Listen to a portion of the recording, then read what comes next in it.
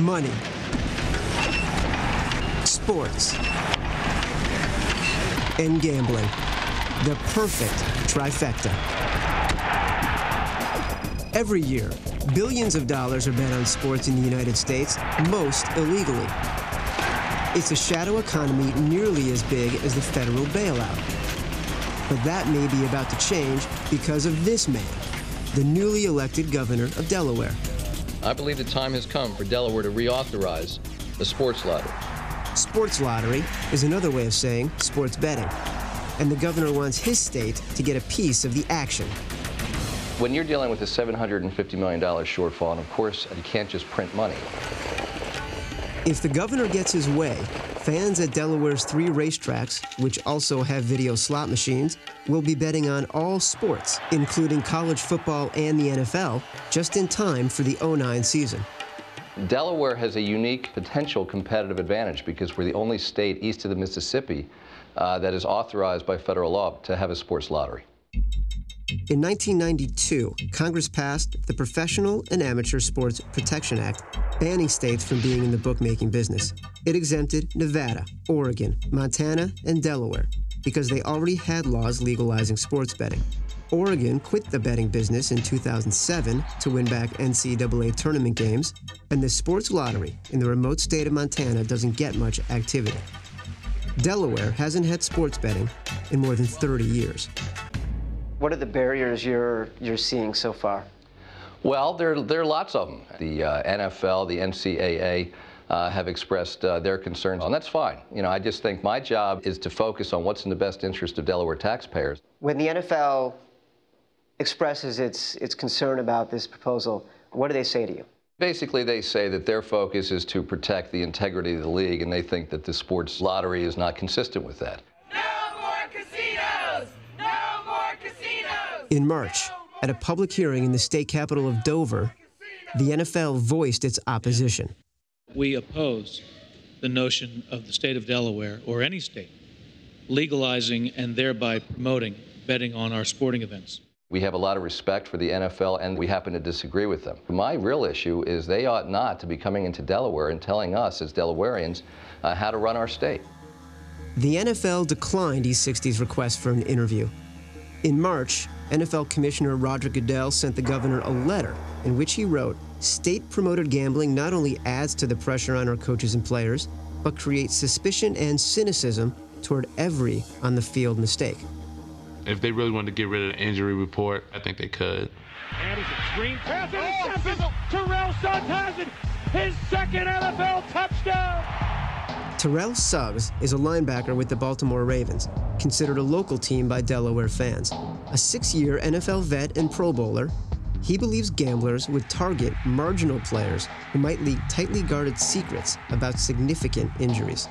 There are some players that could be vulnerable, not the big guys, not the Peyton Mannings and the LaDainian Thomasons, not those guys, but there are some guys that if they fail, they can make a little bit extra money, you know, just, oh, such and such is hurt. We don't know if he's gonna play this week. That goes a long way in the gambling world.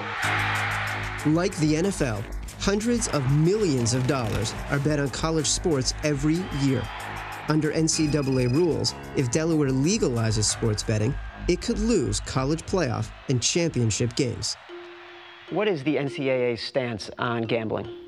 The NCAA is always going to be opposed to sports wagering. I mean, we care about the well-being of our student athletes, and we care about protecting the integrity of our championship. We think they're being retaliatory and inconsistent.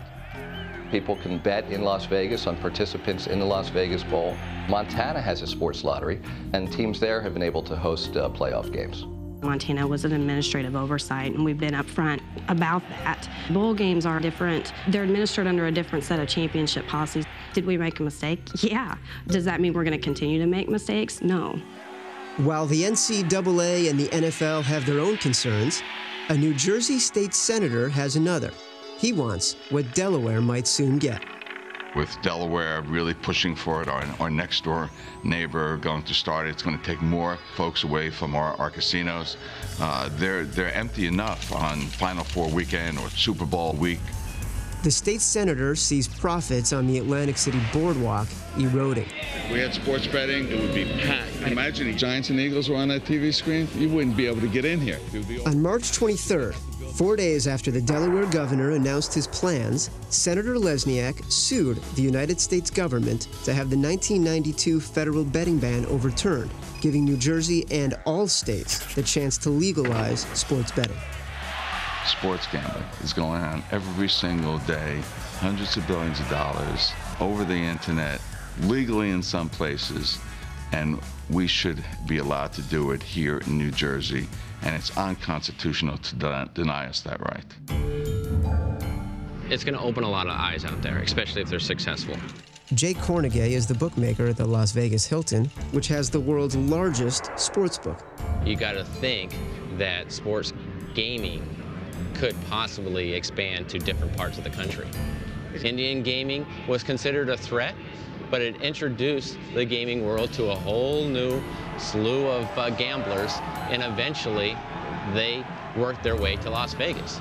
You can build a roller coaster anywhere, but eventually they're going to want to go to Disneyland.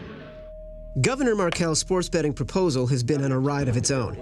It took 2 votes to get it through the State House of Representatives, where it finally passed after 9 hours of negotiations on May 7th. House Bill number 100 is declared passed the House. Now it goes to the State Senate. Was sports betting ever in jeopardy of not being passed?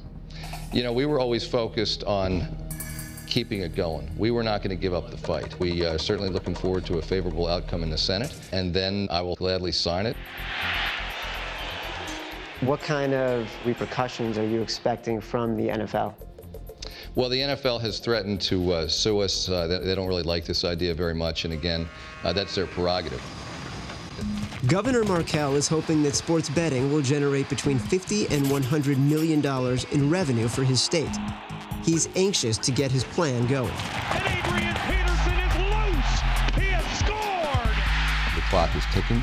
We don't want to miss the NFL season. That's really where most of the sports betting activity is likely to take place, and we obviously want to tap into that.